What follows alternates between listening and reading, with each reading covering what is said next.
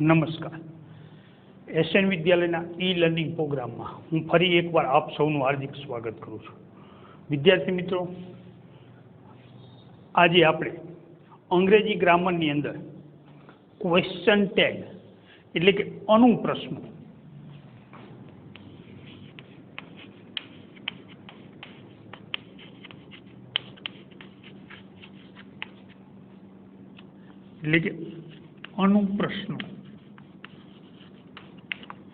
એના વિશે માહિતી મેળવશે. અનુપ્રશ્નો એટલે ટૂંકા પ્રશ્નો જે આપણે તમે ક્લાસની અંદર વિદ્યાર્થીઓ એકબીજા સાથે વાતો કરતા હોય ત્યારે કોઈ વાક્ય પૂરું થયા પછી તમે કેટલીક વાર એક નાનો એવો પ્રશ્ન પૂછો છો. દાખલા તરીકે આપણે એમ કીધું હોય, કોઈ વિદ્યાર્થીને તમે કહો કે મેં સરને હોમવર્ક બતાવી દીધું, પછી બીજા વિદ્યાર્થીને પૂછો નથી બતાવ્યું. એટલે કેટલીક વાર આપણે એક વાક્ય જે બોલ્યા એ વાક્ય જે વિધાન આપણે બોલ્યા એના પછી આપણે એક નાનો એવો પ્રશ્ન પૂછીએ છીએ, નથી પૂછતા. કેટલીક વાર આપણે આ જે નથી પૂછતા મેં પ્રશ્ન પૂછ્યો એ અનુપ્રશ્ન થયો. એટલે કે એક વિધાન અંગ્રેજીની અંદર આપણે અમુક વિધાન કર્યા પછી તેના સમર્થન માટે આપણે જે વિધાન કર્યું એ વિધાન આપણે જે બોલ્યા છીએ એ વિધાનના સમર્થન માટે ઘણી વખત આપણે આ ટૂંકા પ્રશ્નો પૂછીએ છીએ અને આવા ટૂંકા પ્રશ્નોને આપણે અંગ્રેજીમાં એને ક્વેશ્ચન ટેગ કહીએ છીએ. એટલે કે અનુપ્રશ્નો. આપણે વાતચીત દરમિયાન ઘણી વખત તમે પણ ઘણી વખત એકબીજા વિદ્યાર્થીઓ સાથે વાતચીત કરતા હોય ત્યારે આવી રીતે નાના નાના ટૂંકા પ્રશ્નો તમે પૂછતા હો છો. એક વિધાન કર્યા પછી કે મેં હોમવર્ક બતાવી દીધું, નથી બતાવ્યું, પછી કેટલાક વાક્ય પછી આપણે બોલતા હોય છીએ બરોબર ને, ખરું ને. તો આ જે બરોબર ને ખરું ને એ આપણા અનુપ્રશ્નો છે, ટૂંકા પ્રશ્નો. એટલે અંગ્રેજીમાં અમુક વિધાન કર્યા પછી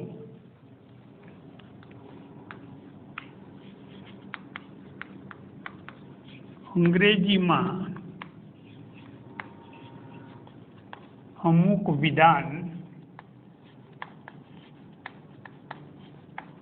કર્યા પછી તેના સમર્થન માટે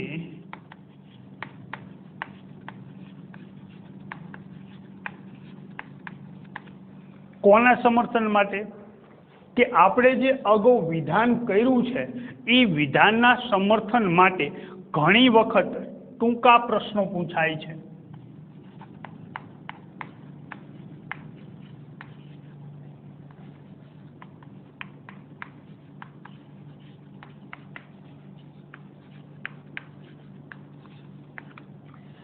આવા ટૂંકા પ્રશ્નોને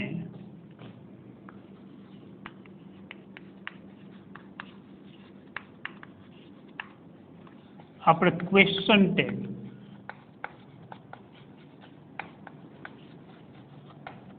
એટલે કે અનુપ્રશ્નો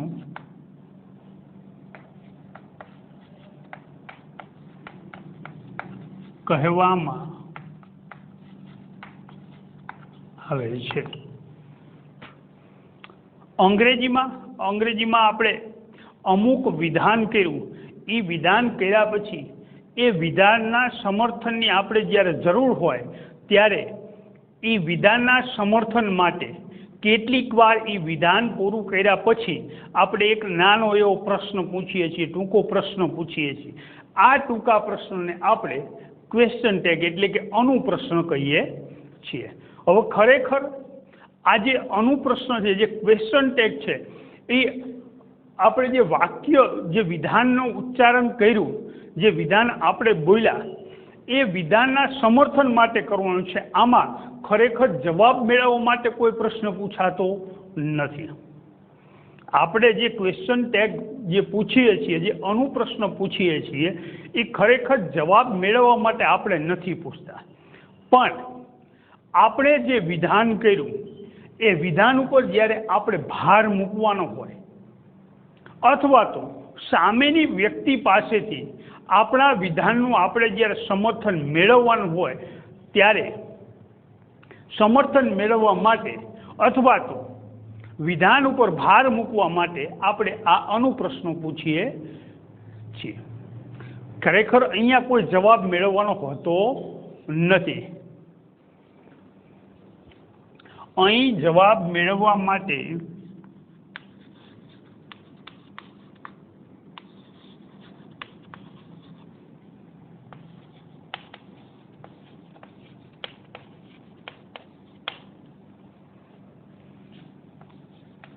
પ્રશ્ન પૂછવામાં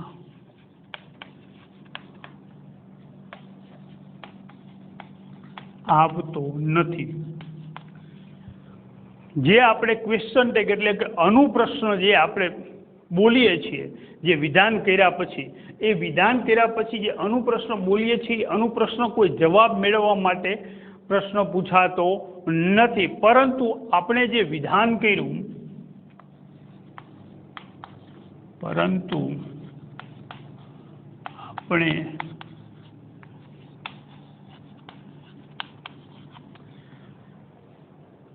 આપણે જે વિધાન કર્યું તેના ઉપર ભાર મૂકવા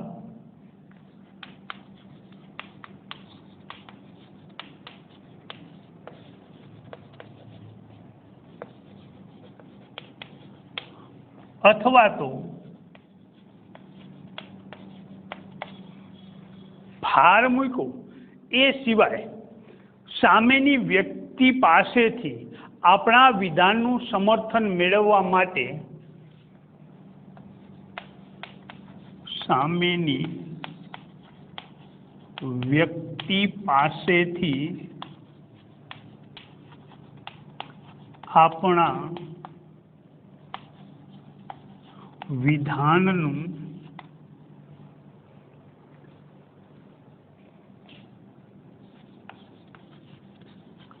સમર્થન મેળવવા માટે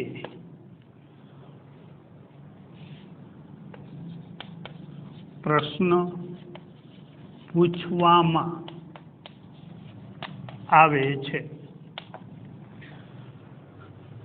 શું કીધું આપણે કે અંગ્રેજીમાં અમુક વિધાન કર્યા પછી એના સમર્થન માટે ઘણી વખત ટૂંકા પ્રશ્નો પૂછાય, એને આપણે ક્વેશ્ચન ટેગ કહીએ છીએ। પણ આ ક્વેશ્ચન ટેગ છે એ ક્વેશ્ચન ટેગ ખરેખર જવાબ મેળવવા માટે પ્રશ્ન પૂછવામાં આવતો નથી, પરંતુ આપણે જે વિધાન કર્યું એટલે આપણે જે વિધાન બોલ્યા છીએ એ વિધાન ઉપર જ્યારે આપણે કોઈ એક અગત્યનું વિધાન હોય અને વિધાન ઉપર જ્યારે આપણે ભાર મૂકવાનો હોય, જે વાક્ય ઉપર આપણે ભાર મૂકવાનો હોય, તો એ ભાર મૂકવા માટે આપણે એ વાક્ય પછી એક ટૂંકો પ્રશ્ન પૂછીએ છીએ, એને આપણે ક્વેશ્ચન ટેગ કહીએ છીએ। એ સિવાય અથવા તો જ્યારે આપણે આપણું જે વિધાન કર્યું એ વિધાનના સમર્થનમાં જ્યારે આપણે સામેની વ્યક્તિ જેની સાથે આપણે વાતચીત કરતા હોય કે જે આપણું વિધાન સાંભળતું હોય એ વ્યક્તિ પાસેથી જ્યારે આપણે આપણા વિધાનનું સમર્થન મેળવવાનું હોય ત્યારે પણ આપણે આવો પ્રશ્ન પૂછીએ છીએ। ખરેખર સામાન્ય રીતે જોઈએ તો આ જે ક્વેશ્ચન ટેગ છે એ વાતચીત દરમિયાન ખાસ વાપરવામાં આવે છે, એટલે કે વાક્યમાં સામાન્ય રીતે આવા ટૂંકા પ્રશ્નો છે એ વાતચીત દરમિયાન પૂછવામાં આવે છે। કે સામાન્ય રીતે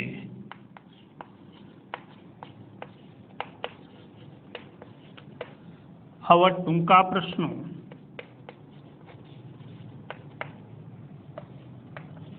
વાતચીત દરમિયાન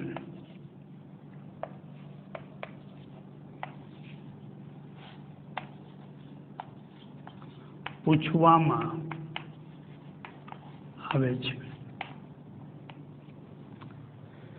સ્વાભાવિક છે જ્યારે આપણે બે વ્યક્તિઓ કે વધારે વ્યક્તિઓ વાત કરતા હોય ત્યારે આપણે આપણા પ્રશ્નનું સમર્થન મેળવવાનું હોય અથવા તો આપણા વિધાનનું આપણે જે વાક્યનું ઉપર ભાર મૂકવાનો હોય ત્યારે કે વાતચીત દરમિયાન જ આપણે આવા પ્રશ્નો પૂછવામાં આવતા હોય છે, કારણ કે ત્યારે જો એકલા તો કોઈ એની જરૂર નથી, એટલે વાતચીત દરમિયાન જ આવા પ્રશ્નો પૂછવામાં આવે છે, જે ક્વેશ્ચન ટેગ આપણે એને કહીએ છીએ।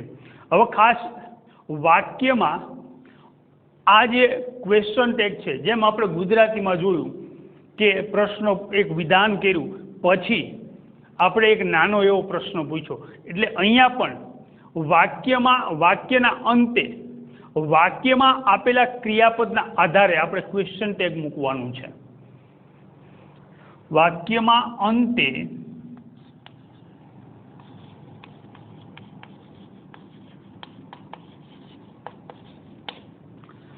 વાક્યના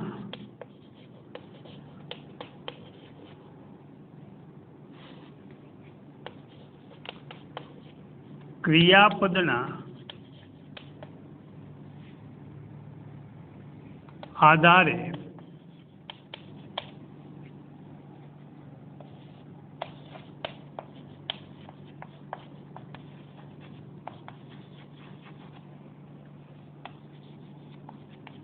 ક્વેશ્ચન ટેગ મૂકવામાં આવે છે।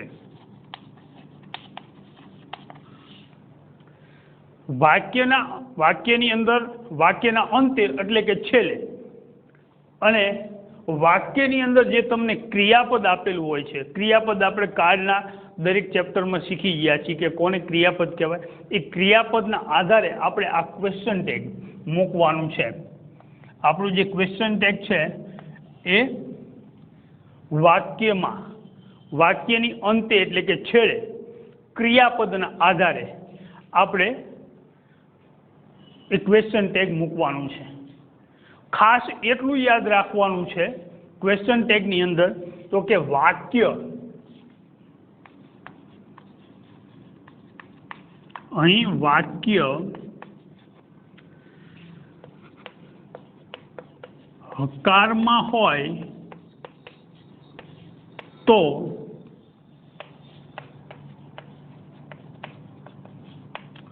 ક્વેશ્ચન ટેગ નકારમાં મુકાય। વાક્ય હકારમાં હોય તો ક્વેશ્ચન ટેગ નકારમાં આવે, વાક્ય નકારમાં હોય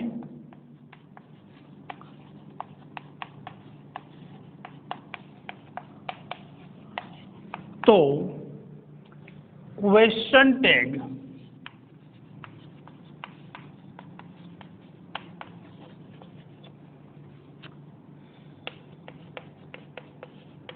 હકારમાં મૂકવામાં આવે છે। ખાસ એટલું યાદ રાખવાનું કે વાક્ય હકાર તો ક્વેશ્ચન ટેગ નકાર, વાક્ય નકાર તો ક્વેશ્ચન ટેગ હકાર। એટલે જે વાક્ય છે વાક્ય હકાર હોય તો ક્વેશ્ચન ટેગ નકારમાં મૂકવાનું છે, ક્વેશ્ચન ટેગ વાક્ય નકાર હોય તો ક્વેશ્ચન ટેગ હકારમાં મૂકવાનું છે। આ ખાસ યાદ રાખવાનું, કારણ કે અનુપ્રશ્ન ટૂંકા પ્રશ્નો છે અને વાક્ય હકાર હોય તો ક્વેશ્ચન ટેગ નકાર અને વાક્ય નકાર હોય તો ક્વેશ્ચન ટેગ હકાર, અને તેના પછી કર્તા વિભક્તિનું સર્વનામ મૂકવામાં આવે છે। ક્વેશ્ચન ટેગ મૂક્યા પછી એટલે કે તેના પછી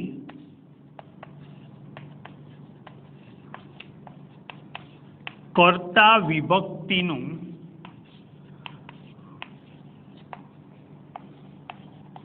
સર્વનામનું રૂપ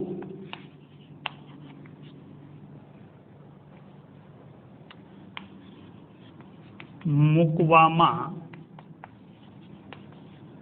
આવે છે। ખાસ યાદ રાખજો કે વાક્યમાં આપણે હકાર અને નકાર એવી રીતે આપણે ક્વેશ્ચન ટેગ બનાવ્યા પછી જે કર્તા વિભક્તિ મૂકવામાં આવે છે, કર્તા વિભક્તિનું સર્વનામનું રૂપ મૂકવામાં આવે છે। આટલું ખાસ યાદ રાખજો, કર્તા વિભક્તિનું સર્વનામનું રૂપ મૂકવામાં આવે છે। આપણે સર્વનામ અગાઉ શીખી ગયા છીએ કે કર્તામાં નામ હોય તો સર્વનામમાં શું મૂકવાનું, તો કે કોઈ છોકરાનું નામ હોય કે પુરુષનું નામ હોય તો હી, કોઈ છોકરીનું કે સ્ત્રીનું નામ હોય તો સી, કોઈ નિજી વસ્તુ વનસ્પતિ પ્રાણી એવું કોઈ નામ હોય તો ઈટ, અને 2 કે વધારે નામ હોય તો આપણે દે મૂકીએ છીએ. આ બધા થયા સર્વનામ, એટલે કે આઈ, વી, યુ, હી, સી, ઈટ, દે, આ બધા સર્વનામ થયા. તો કર્તા વિભક્તિનું સર્વનામનું રૂપ આપણે મૂકવાનું છે. સમજાઈ ગયું?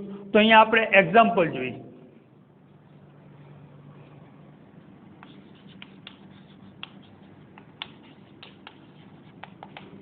પહેલું, she is a teacher.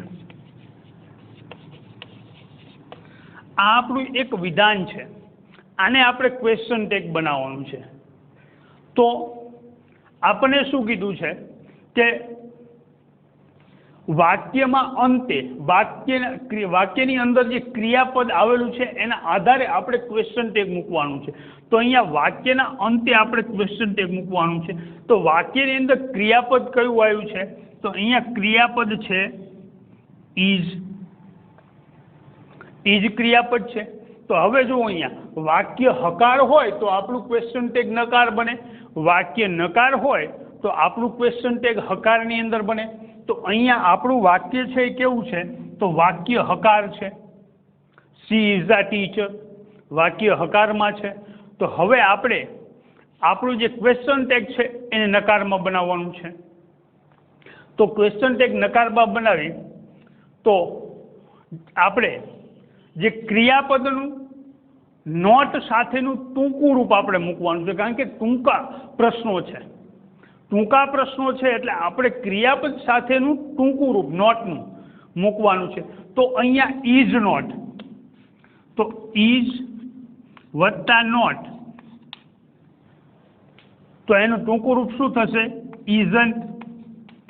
અને પ્રશ્ન પૂછીએ છીએ આપણે, તો આપણે દરેક કાળની અંદર શીખી ગયા છીએ કે પ્રશ્ન પૂછીએ ત્યારે ક્રિયાપદને વાક્યની શરૂઆતમાં મૂકી અને આપણે પ્રશ્ન વાક્ય બનાવીએ છીએ. તો અહીંયા પણ આપણે પ્રશ્ન પૂછવાનો છે, તો ક્રિયાપદને આપણે વાક્યની શરૂઆતમાં મૂકવું પડશે. તો અહીંયા વાક્ય હકાર છે તો આપણું ક્વેશ્ચન ટેગ નકાર બનશે. તો નકાર બનાવવા માટે જે ક્રિયાપદ આપેલું છે એની સાથે નોટનું ટૂંકું રૂપ મૂકવાનું છે. તો નોટનું ટૂંકું રૂપ, તો અહીંયા ક્રિયાપદ ઇઝ આપેલું છે, તો ઇઝ નોટનું ટૂંકું રૂપ શું થશે? ઇઝન્ટ. તો અહીંયા જે વાક્ય છે વાક્ય પછી અલ્પવિરામ કરી અને ઇઝન્ટ. હવે આપણે અહીંયા કીધું કે જે આપણે ક્વેશ્ચન ટેગ મૂક્યું, તો ક્વેશ્ચન ટેગ પછી કર્તા વિભક્તિનું સર્વનામનું રૂપ મૂકવાનું છે. તો વાક્યની અંદર કર્તા કોણ છે? તો કે વાક્યમાં કર્તા સી આપેલો છે. તો સી એ સર્વનામ જ છે. તો જો સર્વનામ હોય તો આપણે એના જ મૂકવાનું થશે. અને પાછળ પ્રશ્નાર્થ ચિહ્ન, કારણ કે પ્રશ્ન બનાવીએ છીએ, ટૂંકો પ્રશ્ન છે તો પ્રશ્નાર્થ ચિહ્ન તો મૂકવું જ પડશે. તો એ પ્રશ્નાર્થ ચિહ્ન. અહીંયા તમને કોઈ જગ્યા કદાચ નામ આપેલું હોય તો આપણે એનું કર્તા વિભક્તિનું સર્વનામનું રૂપ બનાવવું પડે. પણ અહીંયા આપણને સી સર્વનામ જ આપેલું છે તો આપણે સર્વનામ જ મૂકવાનું છે, તો આપણે એના જ મૂકી દઈએ. બીજું જોઈએ આપણે એક નકાર વાક્ય જોઈએ કે બીજું વાક્ય કે he is not a doctor. તો અહીંયા વાક્યના અંતે છેડે આપણે ક્વેશ્ચન ટેગ મૂકવાનું છે. તો આપણે કીધું છે કે વાક્ય હકાર હોય તો ક્વેશ્ચન ટેગ નકાર. તો અહીંયા વાક્ય હકાર હતું તો આપણે ક્વેશ્ચન ટેગ નકાર કર્યું. પણ અહીંયા વાક્ય નકાર છે, નોટ આપેલું છે, નોટ આપેલું છે એટલે એનો મતલબ શું થયો કે વાક્ય નકાર છે. નકાર છે તો આપણે ક્વેશ્ચન ટેગ કેવું કરવું પડશે? હકાર. તો અહીંયા ક્રિયાપદના આધારે આપણે ક્વેશ્ચન ટેગ બનાવવાનું છે. તો આપણે ઇઝ નોટનું ટૂંકું રૂપ મૂકવાનું નથી, કારણ કે આપણે ક્વેશ્ચન ટેગ હકાર કરવાનું છે. તો હકાર ક્વેશ્ચન ટેગ કરવાનું છે એટલે આપણે જે ક્રિયાપદ આપેલું છે એ મૂકી દો, ઇઝ. આ થઈ ગયું આપણું હકાર ક્વેશ્ચન ટેગ. હવે આપણને શું કીધું કે એના પછી કર્તા વિભક્તિનું સર્વનામ. તો અહીંયા કર્તા વિભક્તિમાં કોણ છે? હી. તો હી સર્વનામ જ આપેલું છે તો આપણે અહીંયા સર્વનામ કરી અને પાછળ પ્રશ્નાર્થ ચિહ્ન. ખાસ એટલું યાદ રાખવાનું કે જે ક્રિયાપદ છે, જ્યારે ક્વેશ્ચન ટેગ બનાવી ત્યારે ક્રિયાપદ છે એ જે સર્વનામની આગળ મૂકવાનું છે. પહેલાં ક્રિયાપદ મૂકવાનું અને પછી સર્વનામ મૂકવાનું અને પ્રશ્નાર્થ ચિહ્ન મૂકી દેવાનું. વાક્ય અહીંયા જો હકાર હતું તો આપણે ક્વેશ્ચન ટેગ કેવું કર્યું? નકાર કર્યું. અહીંયા વાક્ય નકાર હતું તો આપણે ક્વેશ્ચન ટેગ કેવું કર્યું? હકાર કર્યું. એટલે કે એકબીજાની ઓપોઝિટ વિરુદ્ધ આપણે કરવાનું છે. વાક્ય હકાર તો ક્વેશ્ચન ટેગ નકાર, અને વાક્ય નકાર તો ક્વેશ્ચન ટેગ હકાર. સમજાઈ ગયું? તો આપણે અહીંયા ઇઝ ક્રિયાપદનું ક્વેશ્ચન ટેગ શું કર્યું? ઇઝન્ટ. અહીંયા ઇઝ નોટનું ઇઝ કર્યું. તો એવી રીતે આપણને વાક્યની અંદર આર આપેલો હોય તો એનું શું થશે? Question tag aren't. સમજાઈ ગયું? હેવ આપેલો હોય, ક્રિયાપદ તરીકે હેવ આપેલું હોય તો એનું હેવન્ટ. હેઝ આપેલું હોય તો એનું હેઝન્ટ. પણ વિદ્યાર્થી મિત્રો ખાસ યાદ રાખજો, બહુ અગત્યની વાત કહું છું અત્યારે, કે એમ ક્રિયાપદ આપેલું હોય, એમ ક્રિયાપદ આપેલું હોય, દાખલા તરીકે હું એમ ક્રિયાપદ છે તો એનું એમન્ટ કોઈ દિવસ થતું નથી. આ એકદમ ખોટું છે. એમ ક્રિયાપદ આપેલું હોય તો એનું ક્વેશ્ચન ટેગ આરન્ટ થાય. શું થશે? આરન્ટ. ખાસ યાદ રાખજો. એમ ક્રિયાપદ આપેલું હોય ત્યારે એનું ક્વેશ્ચન ટેગ આરન્ટ કરવું. એમન્ટ કોઈ દિવસ થતું નથી, એનું આરન્ટ કરવું. હવે એક તમને થોડુંક શોધવાનું આપું. મેં તમને એમ કીધું કે એમ ક્રિયાપદ જે આપેલું હોય એનું આરન્ટ થાય. સમજાઈ ગયું? આ એક આરન્ટ. પણ બીજું એક થાય છે, એ તમારે શોધવાનું. ચેપ્ટર પૂરું થશે એટલે પાછું હું તમને કહીશ કે એનું બીજું શું થાય છે. અત્યારે તમારે એને ખાસ શોધવાનું. સમજાઈ ગયું? તો હવે આટલું આ પીરિયડની અંદર આપણે આ વિડીયોની અંદર અહીંયા સુધી આપણે સમજાવી દીધું. ખાસ ક્વેશ્ચન ટેગમાં આપણે અમુક વિધાન કર્યા પછી એના સમર્થન માટે જે વિધાન કરી ટૂંકા પ્રશ્નો કરીએ છીએ એને આપણે ક્વેશ્ચન ટેગ કહીએ છીએ. આ પ્રશ્ન ખરેખર જવાબ માટે નહીં, પરંતુ જે વિધાન કર્યું એના સમર્થન માટે અથવા તો એ વિધાન ઉપર ભાર મૂકવા માટે આપણે ક્વેશ્ચન ટેગનો ઉપયોગ કરીએ છીએ. પછી વાક્યના અંતે વાક્યમાં આપેલા ક્રિયાપદના આધારે ક્વેશ્ચન ટેગ મૂકીએ છીએ. વાક્ય હકાર હોય તો ક્વેશ્ચન ટેગ નકાર, અને વાક્ય નકાર હોય તો ક્વેશ્ચન ટેગ હકાર, અને એના પછી કર્તા વિભક્તિનું સર્વનામનું રૂપ મૂકવામાં આવે. અને મેં કીધું એમ ખાસ યાદ રાખવાનું છે કે એમનું ટૂંકું રૂપ, એમ નોટનું ટૂંકું રૂપ છે એ હંમેશા આરન્ટ થાય. એમ વત્તા નોટ એટલે આરન્ટ કરવું. આ ખાસ યાદ રાખવાનું છે. અને બીજું તમારે એક શોધવાનું છે. તો ત્યાં સુધી નમસ્કાર.